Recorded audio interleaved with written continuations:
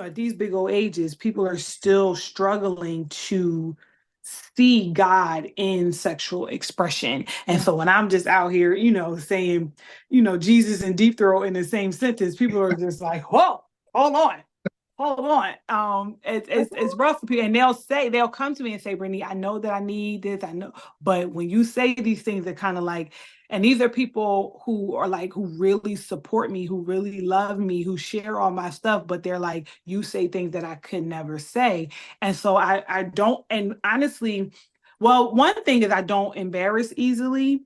So me and shame have a really unique relationship. So when people say like, I cannot believe you said, I'm like, wow. Like, and I'm not ignorant of the culture of church and purity culture, especially like Black church and all that. Like, I get it, I see where it comes from, but I believe that God it's probably because what he called me to, he graced me not to have to carry that. Now I carry conviction about other things real bad, and he'd be like, girl, you still on that? I didn't let that go. That was 10 years ago. Why are you still there? So I'm not acting like I don't know. So I truly get it. It's just this particular thing I don't, but because I don't, I am able to sit outside and have a more objective view as I'm walking people through discovering the source of the shame, right? We can't get over shame until we understand the source. It's just like, we can't just say, oh, I feel shame because I feel like sex is dirty. I was always taught that sex was dirty. That's too general. Like, we got to peel, okay, you were taught sex was dirty. Who told you that? How did they exhibit that? How did they display that? What were the consequences that you saw other people experience that you're trying to avoid? Who is this avatar of a person that you are running from when you decide, I don't want to do this in bed with my husband or my wife because X, Y, and Z? Like, you have this persona that you're trying to maintain, and you feel like X, Y, and Z behavior is going to keep you from that, or you participated in X, Y, and Z behavior, and somebody told you that this behavior makes you this kind of person. And so shame conflates what we've done or what happened to us with who we are. So by going back to the beginning, we again establish sex as good and godly, but also as we're walking through, we look at Genesis 3 and we talk about the curse. So all of the sexual implications in the curse, it makes sense that we struggle the way we struggle. It makes sense that sex is the sin that so easily besets so many of us. Like, God's greatest creation is coming here through the mechanism of sexuality. And so wouldn't it make sense for the enemy to try us in that area? Of course he doesn't want more humans. He doesn't want more people that's going to be at enmity with his offspring, right? You know what I'm saying? He wants to, so I say all the time, like, a sexually excellent marriage bed wages war against the enemy. Because when that's intact, it's a good almost a guaranteed sign that everything else is intact. Maybe not perfect, but if y'all can figure out how to do it, and everybody is pleased, and it's not like that compliance, one person just showing up because this is my duty, but we really here because we want to be here, then y'all can figure out what's going on with the dishes and who's going to take the kids over to Aunt Myrtle's. Like, okay, if we can figure out how to get naked together, we can figure out these bits. And you know what I'm saying? And so the indication, the culture of sex in your relationship, in your marriage, is an indication of the culture of your marriage. And so to overcome shame, I am big on lowest common denominator, bring it down to bite-sized bits, because when it's bite-sized and it's tangible, then it can be held accountable. And when we really be one step at a time, people, when we talk, like, we kind of generalize things. I'm like, let's bring it back. Okay, you said this. Who told you that? Where did they get that from? Show me this in scripture, and not like word for word, because that's like, we don't want to skip over the principle or the spirit of the word, looking for the letter of the word. So first step, is there a thou shalt not X, Y, and Z in scripture? No. Okay. Is there a principle or some type of umbrella thing that leans towards it? And then we go bit by bit. And then from there, give you the freedom to still choose. If you've worked through the shame of oral sex because you feel like only certain type of women or certain type of men, do that, and then you decide, like, I don't feel shame about it, I don't feel guilty about it, I just don't like it, that's okay too. Because sexual freedom is not, and freeing from shame is not, oh, now I'm into everything. It's okay, I've assessed it all. I've established what my values and beliefs and desires are around these areas. And now I'm freely moving in the freedoms and limitations of my sexual identity. And that's what being sexually free is. No matter how vanilla, you can have missionary once a month and be tickle pink, and that be okay if that's your business. Or you could be live to that, watch out now, and that's your business, as long as you ain't bringing nobody else in, it ain't involve no kids or no type of, and consent is there, have thine own way, okay? And so that's how I work through your shame, is really to just present God's gift from his word and help people walk through and parcel out these sexual supposed to be's. I think a lot of shame also comes because we feel like there is one way to be sexual, and shame comes in when we don't measure up or we exceed whatever we've been presented as the model sexual being. Mm. Mm. And that's kind of, so it's kind of, are you saying like that's kind of more like what we see in culture as far as like what we consider like the ultimate Yeah, sexual experience? it's a yes, and we see it in culture. We see it in culture is a big word, right? We see it in culture as in we see it in society. We see it in the news. We see it on the media. We see it on social media. But we also see it in our families. We see it in those we look up to. We've seen it growing up. We heard it or heard about it, or watched from afar with our parents or grandparents. All of the things like this, either like directly taught or caught, and we have this idea, all that comes together to make up an idea, and what's called it's a theory called the sexual script theory, and these are the meanings and messages that we ascribe to sexual things, and all of that comes together by what we've experienced and what we've been directly taught or what we've observed, and then how we see other people navigate it, and then we on the other side we give meaning to these things. And the script, just like a script is to a movie, our sexual scripts is to our sexual decision making. Oh, never. That's good. Yeah. So much stuff I want to ask. That's okay. Yeah. I want to take a quick break for a second. I want to talk about my wife and I created the Love Fearlessly Intimacy questions. So this is something that my wife and I put together, husband and wife. We had all these different discussions and conversations. So we want to ask you a question from the intimacy card deck. Okay. Okay. So here's the question. Okay. How do you define infidelity or betrayal within the context of a relationship? Ooh, I think infidelity and betrayal are two different things, both problematic. I think infidelity involves betrayal, but you can have betrayal without infidelity. Mm. So betrayal is not to use, I hate to use the word in the definition, but when there is a area of trust and agreed upon relationship norm that you betrayed, meaning you did not show up in the way that you promised, you did not keep your word around this particular interaction or engagement. We've set this particular boundary for our relationship, and you've betrayed my trust that you were going to comply or move in alignment with, or led me to believe that you were moving in alignment with this thing when you actually were not. That could be, talking about your spouse behind your back. Like you could be dogging them out. That's betrayal, right? You could, spend all your money and now y'all destitute. That's a sort of, betrayal. You could be, at a strip club, doing other money. That's not infidelity per se, but still a betrayal nonetheless, if that type of entertainment is not anything that has ever been discussed, ever been agreed upon, or was discussed and you went ahead and it was clear that that was a problem and then you went ahead and did it anyway, right?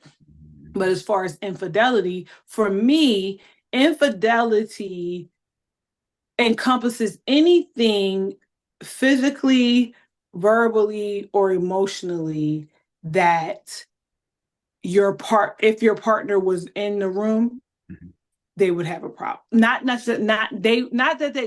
that they would have a problem, because there's things that we're a little bit possessive as a people.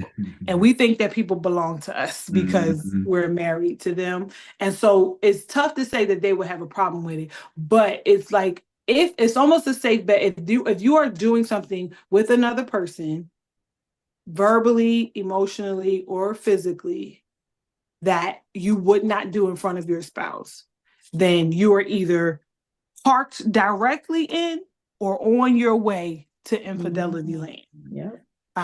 So that is obviously flat out adultery, flat out sex. That includes emotional affairs. There are, y'all may have done everything, but all of that is any type of sexual expression involving a person that is not your spouse is infidelity. Mhm. Love it. Love it. All right. Love it. Well, let's get back into these questions because I want to make sure that I value your time. Uh, can sexual compatibility be cultivated over time, or is it something that's naturally present between partners? It's a both and. Um, and I'll say that even if it's naturally present between partners, like y'all just out the gate kick it off, Mhm. as life changes and seasons change and you grow and ebb and flow, that compatibility may change, which is why when we originally talked about it, the definition of being a learner, being a student, being a professor, being equitable, being patient, being humble, all of those things are needed to make sure that that compatibility continues.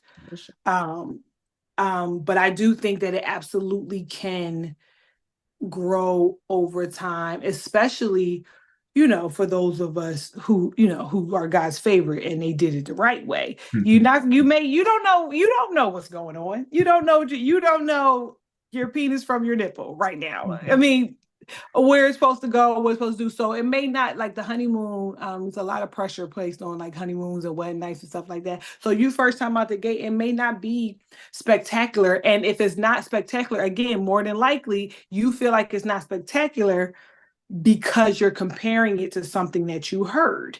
We come in, no matter how virginal we are, we come in with ideas of what sex is supposed to be.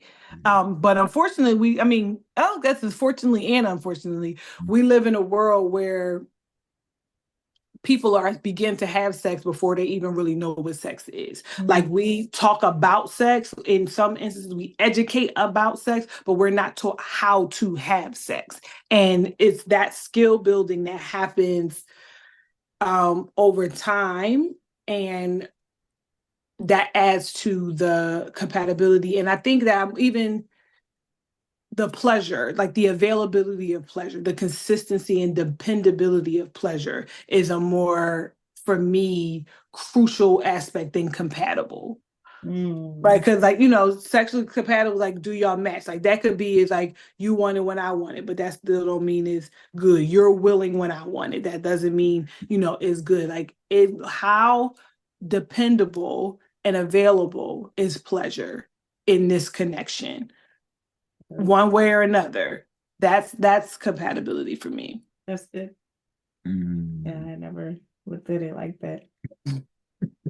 That is so good because we had these conversations Often. Yeah, it's so much for us to discuss. We'll talk about it off camera. We'll have everybody in our business. For sure. How can couples address differences in sexual desires and expectations within a Christian framework? I I always recommend, this is why it's important to have these type of conversations before the altar. Yeah. Right? Your certain sexual expectations are more long standing whereas sexual interests and desires, those tend to ebb and flow, but the expectations, they tend to be more long-standing and sometimes non-negotiable, which is why you need to have those conversations ahead of time. Is when the moments where you see relationships or marriages argue and tussle the most around sex is because there's a difference in a non-negotiable. And now we're in a battle of wits or wills over, what's going on. And then we run the risk of beginning to weaponize scripture so that we can get our way. When it's never intended. Yeah. Right. And it's never intended to be like that. So I think it's important to just don't use no euphemisms. Don't try to be cute. Don't try to be coy or clever. Like, just as readily as you would talk about, like, y'all map out y'all budget, talk about your sexual expectations. And if it's particularly when you feel like they aren't being met, like if there's a difference or a discrepancy or a mismatch in libido or a readiness for sex, we talk about it. And if 5 days a week one partner wants it and 3 days a week, only 3 days a week the other partner doesn't, then what's happening on those 2 days that makes sex not interesting for the other partner? It could just be I'm tired. It could be, it hurts. It could be it ain't that, or it could be it ain't that good, right? A lot of times we talk about why a person isn't having sex, or we talk about the fact that the person isn't having sex, but we don't talk about why. And the question is, do you not like sex, or do you not like the sex that you're having? And so if we peel back those layers, right? Because it could be so simple as, because you want to always do it at nighttime and I got to get up early. So if you get up early in the morning, we can do it every day. And so then what happens, like, but sex supposed to happen at night, or I don't want to get up early, or I don't want to break my sleep. And there we go. Now we got those non-negotiables, or those, important details we're bumping heads. And so if one person were to humble themselves and shift, a lot of times it's small things. A lot of times it's a matter of scheduling sex. Like, you can get sex more consistent when you put it on the calendar. If you have to schedule a babysitter and grandma comes over and takes the kids for 5 hours every single Thursday, then every single Thursday is our sex day. So why are we fighting about not having sex on Tuesday when the kids are running amok, when we know Thursday she won't be here? So we can sit and text and send, describe in great detail all the things I'm going to do to you Thursday at 5:02.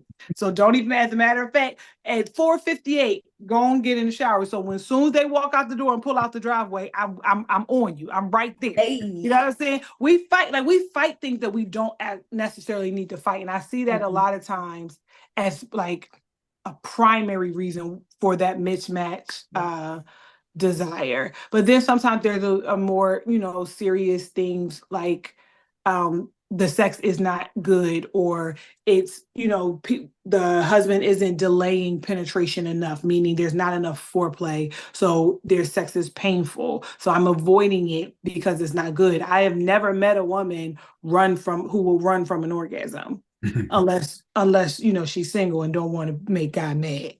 But, I've never met a wife who is going to run from a freely available orgasm where she feels centered and she feels important and she feels cared for, as opposed to just consumed.